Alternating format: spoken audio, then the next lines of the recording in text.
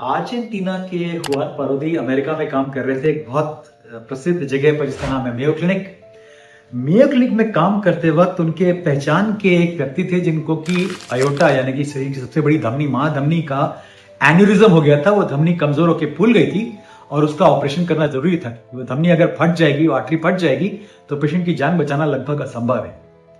ये ऑपरेशन हुआ और मेयो क्लिनिक दुनिया के सबसे बढ़िया हॉस्पिटल्स में से है और जो ऑपरेट कर रहे थे वो दुनिया के सबसे बड़े सर्जन थे, फिर भी ये पेशेंट बचा नहीं। तो पारोदी ने कहा कि मैं शायद दुनिया के सबसे अच्छे हॉस्पिटल में था, जो ऑपरेशन कर रहा था वो शायद सबसे अच्छा सर्जन था, पर फिर भी ये तकनीक जो है ये कामयाब नहीं हुई और पेशेंट की मौत हो गई। तो उन्होंने सोचना शुरू किया कि क्या कोई और तरीका है जिससे कि हम इसका इलाज कर सकते हैं।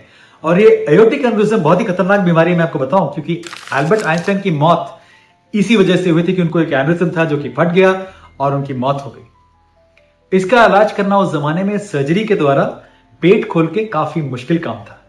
तो पारोदी का ख्याल था कि जब पेशेंट की उम्र ज्यादा होती है और पेशेंट को बहुत सारी बीमारियां होती हैं और एयोर्टिक एन्यूरिज्म होता है तो उसका इलाज हमें शायद किसी और तरीके से करना चाहिए। तो उन्होंने एक सोचा कि अगर हम खून की नस के अंदर एक पाइप की तरह एक चीज बिठा दें जिससे कि जो कमजोर नस है वो रिप्लेस हो जाए, तो क्या ये कारगर इलाज होगा।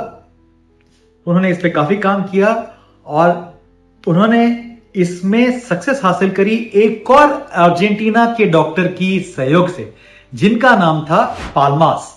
पाल्मास काफी फेमस है क्योंकि उन्होंने जो कोरोनरी स्टेंट जो है, जो स्टेंट बोलते हैं, जो आर्टरीज में बिठाते हैं, उसका आविष्कार पाल्मास ने किया था। तो पाल्मास के स्टेंट के ऊपर इन्होंने एक फैब्रिक की कवरिंग लगाई, डैक्रॉन नाम का फैब्रिक, उसकी कवरिंग लगाई और इस तरह से एक पाइप बनाया जो छोटे रूप में शरीर के अंदर जाता है, शरीर के अंदर जाके उसको स्टेंट की तरह बड़ा कर देते हैं और ये उस एन्यूरिज्म को अंदर ही अंदर पूरी तरह से क्योर कर देता है। और ऐसा इन्होंने जब पहली बार किया अर्जेंटीना में पाल्मास के साथ मिलके, तो वो बहुत खुश हुए। उन्होंने भेजा किसी जर्नल में, साइंटिफिक जर्नल में, कि हम ये केस पब्लिश करना चाहते हैं। जर्नल ने कहा ये बकवास है, ये काम नहीं हो सकता और ये गलत है।